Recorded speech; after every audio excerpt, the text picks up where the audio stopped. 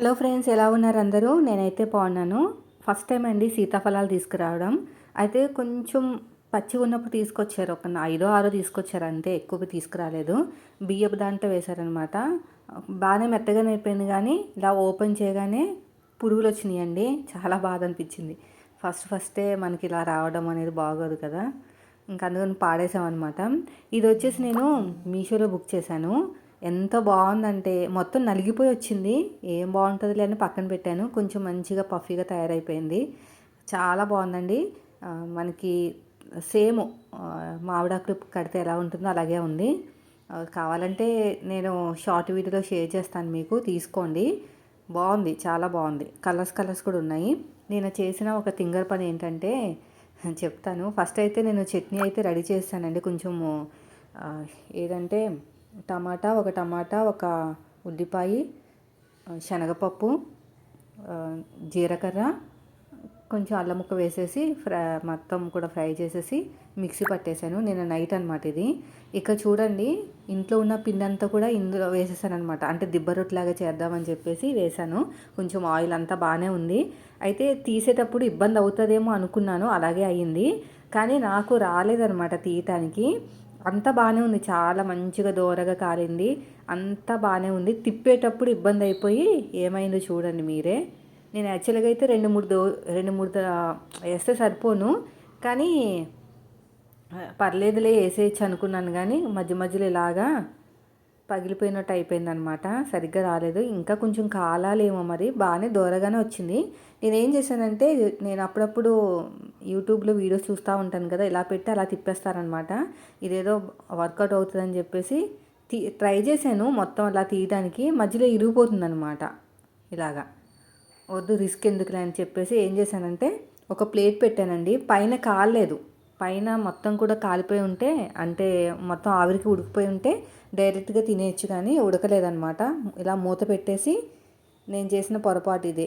ప్లెయిన్గా ఉన్న మూత పెట్టాల్సింది. నేనేమో ఇలాగా కొంచెం హైట్ ఉన్న మూత పెట్టాను.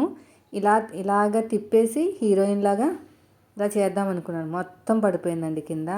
అసలు ఎంత బాధ అనిపించిందంటే, నేను చేసే పనులన్నీ ఇలాగే ఉంటాయి. అయితే కొంచెం పక్కన పాడేశాను. ఇంకా స్టవ్ మీద బర్నర్ మీద పడింది, పక్కన తీసాను. ఇంకా పిండి లేదు, అన్నం కూడా వండలేదు. ఇప్పటికే 8:30 అయిపోయింది. ఏం చేయాలి? ఇంకా కొన్ని ముక్కలు పాడేసి మిగతావి ఇంకా ఇలాగే చేసి తిన్నాం.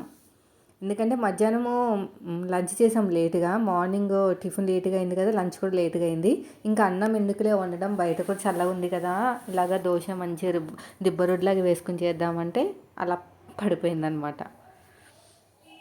ఇట్లాంటి ప్రయోగాలన్నీ చేస్తూ ఉంటాను, వచ్చేదానివి అన్నీ పోతాయి. ఆ స్టిచ్చింగ్ మాత్రం సక్సెస్ అవుతాయి, ఈ వంటలే పోతాయండి. ఇంకా మార్నింగ్ లేవగానే పనులు అయితే స్టార్ట్ అయిపోయినాయి. ఎందుకో నార్మల్ డేస్లో, అంటే స్కూల్ ఉన్నప్పుడు అయితే అస్సలు మెలకు రాదండి, బలవంతంగా లేవాల్సి వస్తుంది.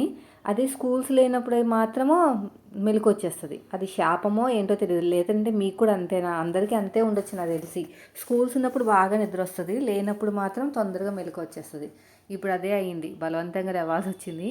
ఈ ఇంట్లో ఇంకా సగం ఆనపకాయ అయితే ఉంది. 30 రూపాయలు చెప్పాడండి. ఇది యాక్చువల్గా 10 రూపాయలకే రావాలి, కానీ కాస్ట్ ఎక్కువ ఉన్నాయి ఎందుకో. ఇంకా కొంచెం పెసరపప్పు నానబెట్టాను, రెండు కలిపి కుక్కర్లో పెట్టేస్తే ఉడికిపోతుంది కదా. తాలింపు పెట్టేసాను. ఫస్ట్ టైం ఈ కాంబినేషన్లో చేయటం, నేను ఎప్పుడు చేయలేదు. ఆనపకాయ శనగపప్పు కాదు కానీ కందిపప్పుతో చేశాను, కానీ పెసరపప్పుతో ఫస్ట్ టైం చేయడము. నిన్న వచ్చిన కొన్ని కొరియర్స్ అయితే మాత్రం మొత్తం కూడా వీడియో పోస్ట్ చేసి పెట్టేశానండి. అయితే మీకే ఇంకా లాంగ్ వీడియోలు అయితే చూపించలేదు, టైం లేక. కొన్నే ఉన్నాయి, ఎక్కువేం లేవు. అంటే మొన్న 10 చెప్పాను కదా, ఒక 8 10 అన్నీ కూడా క్యాన్సిల్ చేశానని. అవి వచ్చుంటే కొన్ని బాగా వచ్చును, కానీ అవి లేవన్నమాట. ఇంకా నేను ఇలా చిన్న చిన్న ముక్కల కింద కట్ చేసి శుభ్రంగా కడిగేసి ఇంకా కుక్కర్లో అయితే వేసేసాను. స్ప్రే తెచ్చుకున్నానండి, అంటే బ్లౌజులు కుట్టేటప్పుడు కొంచెం స్ప్రే కొట్టేస్తే సరిపోతుంది కదా. ఇప్పుడు షాప్కి వెళ్ళాలి. నెట్ క్లాత్ యాక్చువల్గా ఏమైందంటే, నెట్ క్లాత్ తెచ్చుకోవాలి ఒక మోడల్ బ్లౌజ్కి. కానీ వెళ్ళినప్పుడేమో ఒక లైటు డార్క్ అవన్నీ కలర్స్ ఉన్నాయన్నమాట. కస్టమర్కి ఏది నచ్చుతుందో తెలియదు కదా మనకంటే. మనం కుట్టుకుంటే మాత్రం ఏదో ఒకటి అని చెప్పేసి కొనేసుకోవచ్చు. కానీ కస్టమర్ది కదా, మళ్ళీ కాల్ చేశాను అక్కడ ఉండగానే, లిఫ్ట్ చేయలేదన్నమాట కాల్ అనేది. లిఫ్ట్ చేయకపోతే చూసి ఇంక వెళ్ళిపోయాను ఇంటికి. ఇంటికి వెళ్ళిపోయిన తర్వాత మళ్ళీ కాల్ బ్యాక్ చేసి ఏది కావాలో అడిగారు. ఇంకా నేను వెళ్ళలేను, ఇంకా ఇప్పటికే చాలాసేపు అయిపోయింది వచ్చి, నేను ఇంకా వెళ్ళనని చెప్పేసి ఇంక ఈరోజు వెళ్దాం అనుకుంటున్నాను. బయటికి వెళ్ళాలంటే ఎంత ఇబ్బందిగా ఉంటుందో, పనంతా మానేసుకుని వెళ్ళాలి. వెళ్తే ఒక అరగంట సేపు అయినా వేస్ట్ అయిపోతుందండి, మనకున్నదే కొంచెం టైం కదా. ఇంక ఇది పప్పు, ఇది రెండు కలిపేసి మిక్సీ అంటున్నాను, కుక్కర్లో పెట్టేస్తాను.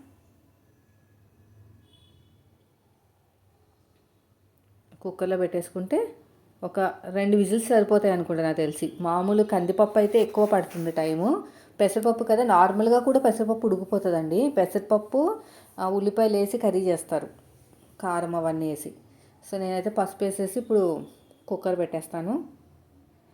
ఇంకా ఇడ్లీ పిండి అయిపోయింది కదా, నేను నైటే కదా దెబ్బరొట్టు వేసేసాను మొత్తం కూడా. అయితే ఇప్పుడు నా దగ్గర నాకు బియ్యం రవ్వతోటి చేసిన ఉప్మా అంటే చాలా ఇష్టం. అది చాలా హెల్తీ కూడా మనకి. బయట దొరుకుతుందండి. ఇదివరకు అయితే మనమే ఆడించుకునే వాళ్ళం పూర్వకాలంలో, అమ్మమ్మల టైంలతో. మా మిక్సీలు ఉండి కాదు కదా మనకి, రోల్తోటి చేసుకునేవాళ్ళు కదా. ఇప్పుడు దొరుకుతున్నాయి మంచి చక్కగా, ఏదంటే దొరుకుతున్నాయి. అయితే బియ్యం రవ్వ తెప్పించేసాను అనమాట. బయట ప్యాకెట్లో రెడీమేడ్లో అమ్ముతారు. బాగుంటుంది, చాలా మీడియం సన్నగా ఉంటుంది అనమాట. మరీ సన్నగా కాదు, కొంచెం సన్నగా ఉండి బాగుంటుంది. ఇందులో పెసరపప్పు కూడా వేసుకోవాలి, బాగుంటుంది. కానీ నా ఇంకా వేయలేదనమాట, ఆల్రెడీ కర్రీలో పెసరపప్పు కర్రీయే కదా అని చెప్పేసి. మళ్ళీ ఇంకా బ్లాక్ మినపప్పు ఉంటుంది కదా, పొట్టు మినపప్పు అంటారు, అది కూడా టేస్ట్ చాలా బాగుంటుంది. దాంతో ఇడ్లీలు చేసినా కూడా టేస్ట్ బాగుంటుంది. కానీ బ్లాక్ వస్తాయి, ఆ పొట్టంతా తీసేస్తా తెల్లగా వస్తాయి. కానీ ఆ పొట్టుతోనే బలవంట. ఆ పొట్టు అనేది పొట్టుతో కలిపి తింటేనే మనకి గారెలైనా సరే ఇడ్లీలైనా సరే చాలా హెల్తీగా ఉంటాయి. కానీ గారెలు ఏంటంటే నూనె లాగేస్తుందండి. పొట్టుతో కలిపి మనం రుబ్బుకుని వేసుకున్నాం అనుకోండి, ఆయిల్ లాగేస్తుంది అనమాట. సో ఇప్పుడు నేను ఆయిల్ వేసేసి దాంట్లో ఆవాలు, శనగపప్పు, మినపప్పు వేసేసి బాగా కలిపేసాను. ఈరోజు మండే మార్కెట్కి వెళ్ళి తెచ్చుకోవాలన్నీ కూడా. మోస్ట్లీ అన్నీ అయిపోయినాయండి, టమాటాలు ఒకటే ఉన్నాయి.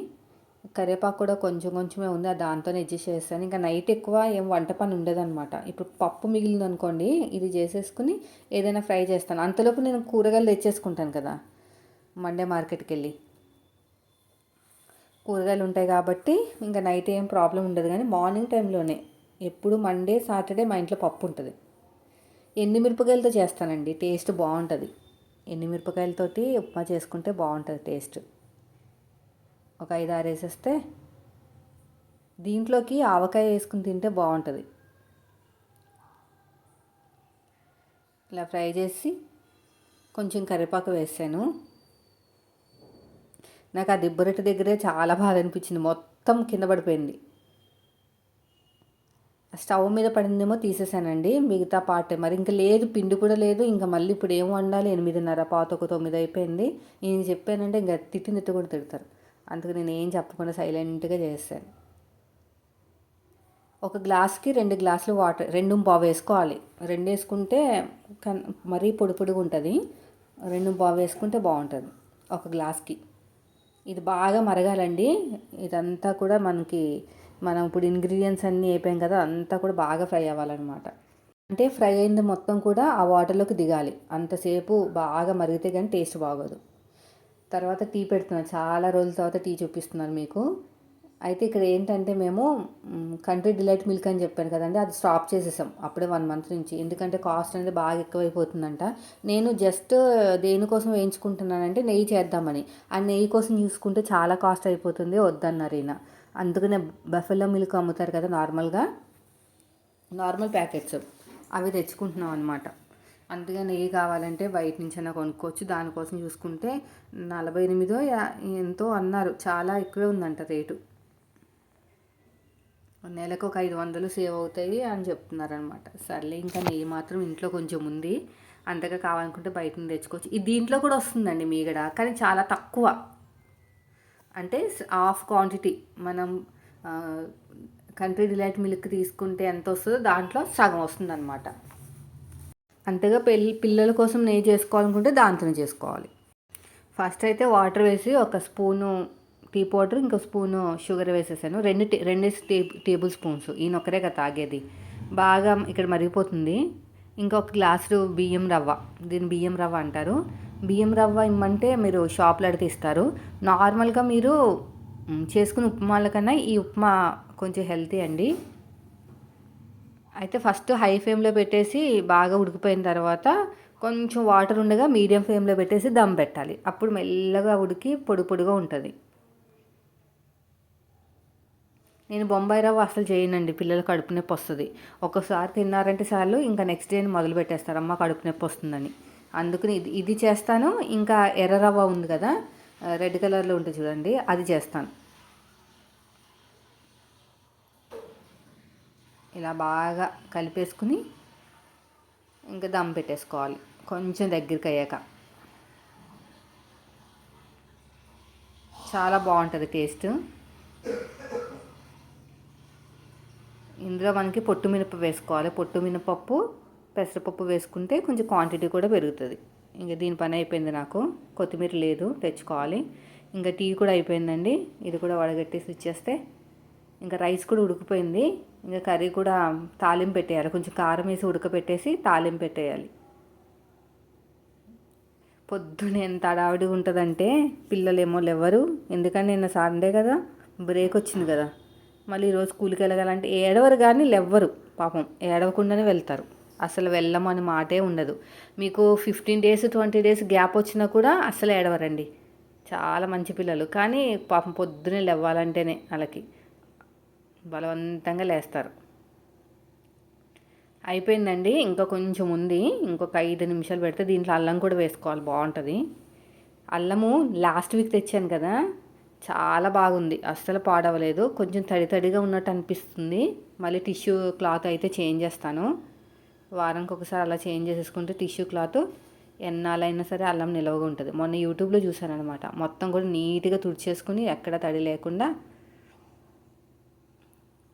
అప్పుడు మనం పెట్టుకోవాలి. వారానికి ఒకసారి అలా చేసుకుంటే సరిపోతుంది అనుకుంటా. ఇదిగోండి, పప్పు అయితే బాగానే అయిపోయింది. దీంట్లో కొంచెం ఉడకలేదేమో అనుకున్నాను కానీ ఉడికింది, బాగానే ఉడికింది. దీంట్లో కొంచెం కారం వేసి వాటర్ వేసి ఉడకపెట్టేసిన తర్వాత తాలింపు పెట్టేస్తాను, సరిపోతుంది. ఇప్పుడు ప్యాంట్ కటింగ్ చేయాలి, నార్మల్ ప్యాంట్ కటింగ్. అయితే ఏమైందంటే బ్లౌజులు తీసుకొచ్చారండి ఒక కొత్త కస్టమరు. అయితే పర్లేదు బాగా కుదిరిందని చెప్పింది కానీ ప్రతి చిన్నదానికి వంక పెడుతున్నారనమాట. అంటే కొంచెం ఇటున్న అటున్న.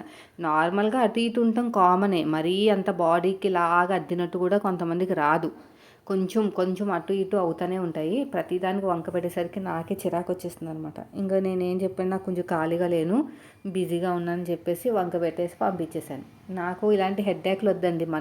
నేను చేసే బిజినెస్ అయినా ఏదైనా సరే కొంచెం కూల్గా వెళ్ళాలి. మరీ పాడైపోయినట్టయితే నా బ్లౌజులు అయితే ఉండవు. నేను పెద్ద టైలర్ని ఏం కాదు, ఉన్న విద్యనే నేను అందరికీ చెప్తానమాట. నాకు వస్తే నేను కస్టమర్ నా దగ్గరికి వచ్చినా కూడా ఒకటే చెప్తాను, మీకు నచ్చితేనే గుర్తించుకోండి, లేకపోతే లేదు. నేను అలా అని చెప్పేసి పెద్ద పెద్ద రేట్లు కూడా ఏం చెప్పను. ఎందుకంటే నేను యూట్యూబ్లో వీడియోస్ కోసమే నేను చేస్తున్నాను. ఇప్పుడు నేను వర్క్ చెప్పాలంటే నిజంగా మీతోటి నేను యూట్యూబ్ ఛానల్లో వీడియోస్ పెట్టడానికి టైలరింగ్ చేస్తున్నాను. ఇప్పుడు నా బ్లౌజ్ నేను కుట్టుకున్నా నాకు వ్యూస్ వచ్చేస్తాయి, నా డ్రెస్సులు నేను కొట్టుకున్నా కూడా వ్యూస్ వస్తాయి.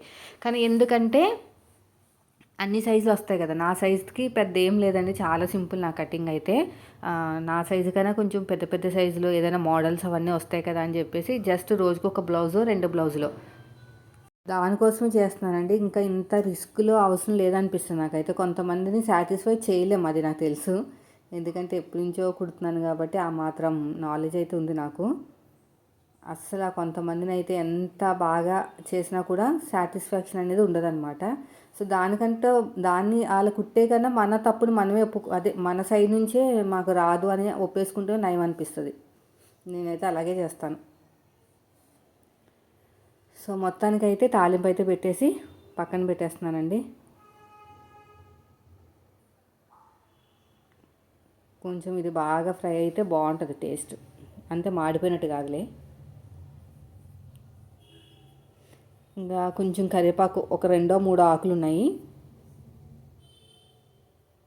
ఆ 2-3 ఆకులు వేస్తాను, లేకపోతే బాగోదు చూడడానికి.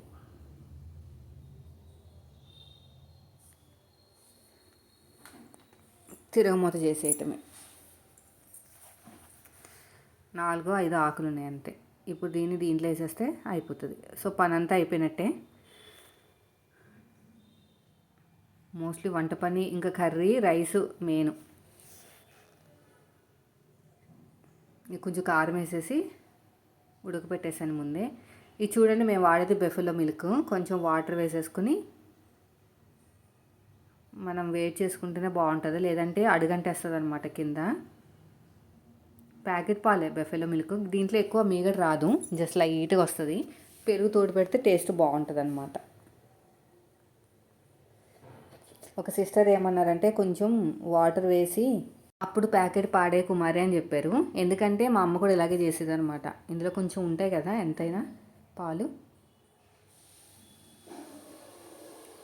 అంటే దీన్ని వేడి చేసేసి ఎన్నిసార్లు అండి, ఇప్పుడు వంట పని చేసేటప్పుడు పాలు వేడి చేయలేదు అనుకోండి, చాలాసార్లు మర్చిపోతున్నాను అనమాట. మర్చిపోతుంటే ఏమవుతుందంటే మొత్తం కూడా పొంగిపోతుంది. చిన్నగా పెట్టినా కూడా పొంగిపోయి లాస్ట్ వరకు అడుగంటేస్తుంది, పాలన్నీ అయిపోయి. ఏదైనా పనిలో పడ్డానంటే మర్చిపోతాను. ఇంకోండి ఇది కెలాగ్స్ ఆర్డర్ పెట్టాను, ఆన్లైన్లో వచ్చింది. 1 మంత్ వరకు వస్తుందండి. 1 మంత్, రోజుకి 3 టేబుల్ స్పూన్ వాడతాను కదా, కరెక్ట్గా 1 మంత్. అంటే ఇది ఒక డబ్బా అనమాట. ఇది ఒక డబ్బా 1 మంత్ అయితే వస్తుంది. కరెక్ట్గా 1 మంత్ వస్తుంది. మీరు వాడితే మంచిది, ఎందుకంటే ఇందులో ఏమీ అంత చెడు ఏమి ఉండవు, అన్నీ మంచి. అవన్నీ డ్రై ఫ్రూట్స్ అవన్నీ తినాలంటే మన స్పెషల్గా కష్టం. ఇలాగా మనం టిఫిన్ తిన్న తర్వాత నేనైతే పాలులో కలిపేసుకుని ఇంకొక 10 నిమిషాలు, మీరు కావాలనుకుంటే మెత్తగా ఉన్నప్పుడు అయ్యాక తినొచ్చు, లేదంటే కొంచెం పాలు వేసిన వెంటనే కూడా తినేయచ్చు. ప్రెగ్నెన్సీ ఉమెన్స్ తినొచ్చు అంటే నాకు తెలిసి, నాకు అంత ఐడియా లేదు, కానీ ఒకసారి మీరు డాక్టర్ని అడిగి చూడండి. ఇందులో అంత ఏం లేదు, తినకూడదని ఏం లేదు కదా. అయినా ఎందుకన్నా మంచిది మీ డాక్టర్ని అడిగి తెలుసుకుని తినండి. సో ఇది కూడా అయిపోయిందండి. కొంచెం వేడి వేడి పాలు అనమాట, ఇప్పుడే అయిపోయినాయి పాలు వేడి చేయటం. మూత పెట్టేసి పక్కన పెట్టేయటమే. ఇంకా పిల్లలు కూడా లేచారు, వాళ్ళకి స్నానాలు చేయించాలి. పెద్ద బాబుకి అయితే వాడే చేసుకుంటాడు, చిన్న ఆయనకి చేయించాలి. సో ఇదండి ఈరోజు వ్లాగ్. నచ్చితే లైక్ చేయండి. Thank you.